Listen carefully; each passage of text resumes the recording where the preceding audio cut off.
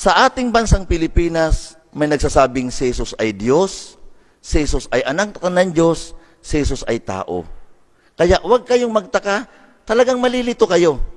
Pero wala po kayong kamalay-malay na sa amin sa Islam.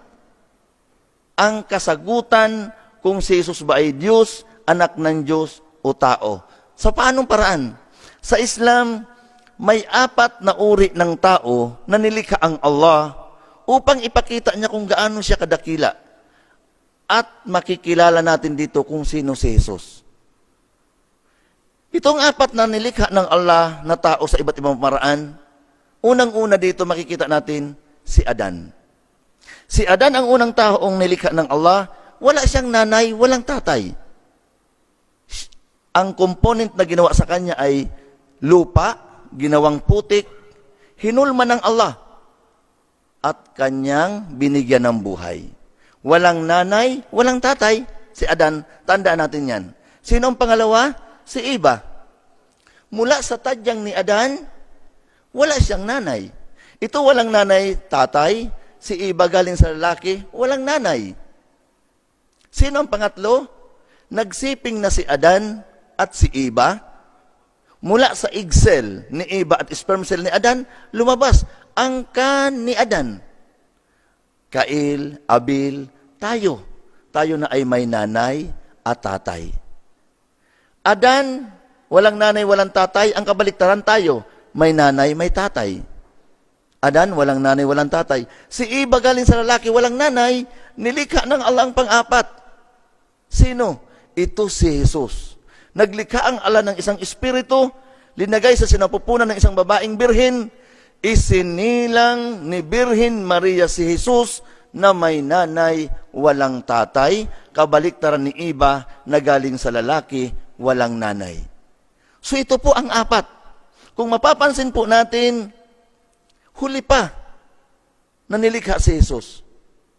Kung titingnan natin ang 4 na pagkalikha na ito, mas espesyal ang pagkalikha kay Adan at kay Eva. Bakit?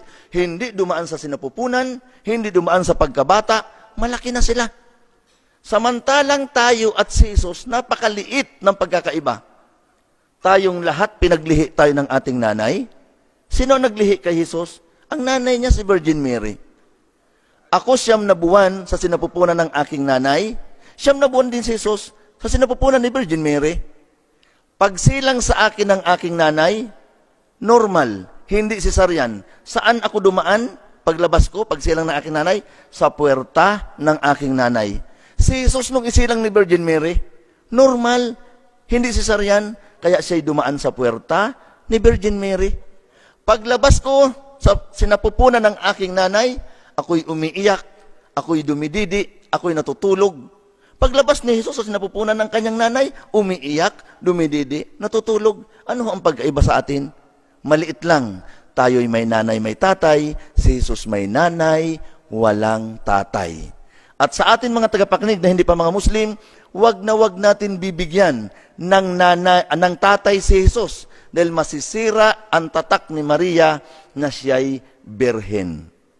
Birhen. Kaya nga siya birhen dahil walang lalaking nakagalaw sa kanya. Ngayon, ano ngayon ang kalagayan ni Jesus Christ? Sa Islam, siya'y anak ni Maria, propeta ng Allah. Maliwanag na maliwanag kapag nangangaral si Jesus Christ nung kanyang kapanahunan, binanggit ng Allah sa banal na Quran, laging sabi ng Allah na binanggit ni Jesus kapag nangangaral siya, wa innallaha rabbi wa rabbukum fa'budu hada siratum mustaqim.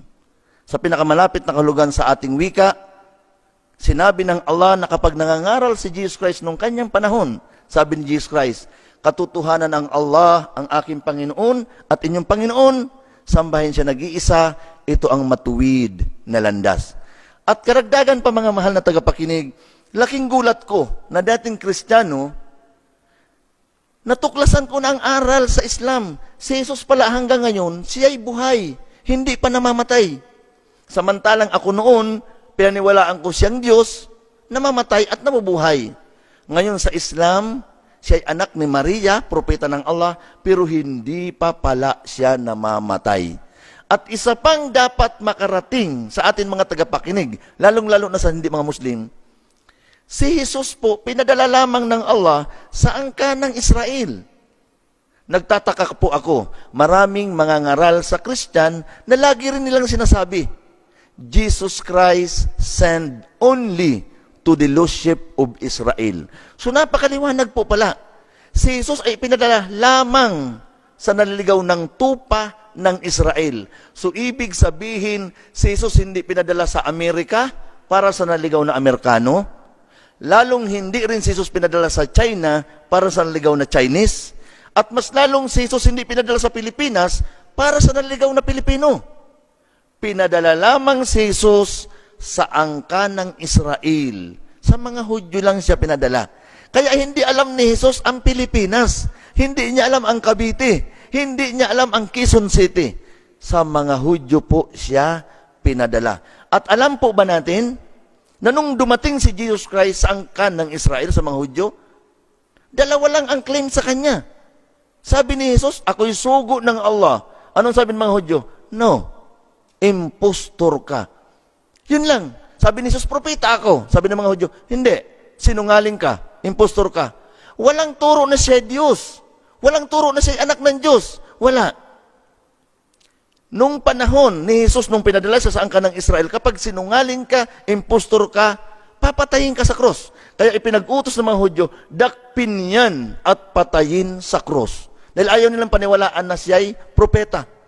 Anong ginawa ni Jesus Christ para paniwalaan siyang propeta siya? Binigyan ang mga propeta ng Allah ng kakayahan magpakita ng miracle, mga milagro. Anong ginawa ni Jesus Christ?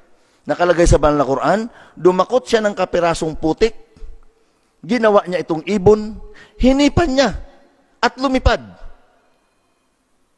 Para sabihin niya sa mga Hudyo na ako'y propeta. Pero sinasabi ni Jesus na hindi ito ganang akin, kundi sa pahintulot ng Allah na nagsugo sa akin. Hindi siya pinaniwalaan. Ayaw siyang tanggapin ng mga Hudyo. Dakpin yan at patayin yan sa cross. Doon na si Jesus nagbuhay ng patay, nagpagaling ng kitungin, nagpadilat ng bulag, at nagpalakad ng lumpo. Ngunit ito sa pahintulot ng Allah, para lamang paniwalaan na siya'y propeta, pero hindi pa rin tinanggap ng mga Hudyo.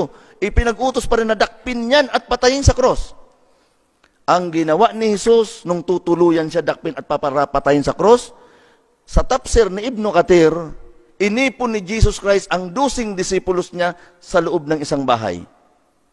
Ang tawag sa disciples, 12 na disipulos, Hawariyun. Nung naipon ni Jesus Christ ang 12 disipulos, sabi ni Jesus, sino ang papayag sa inyo na ang mukha ko ipamukha sa kanya?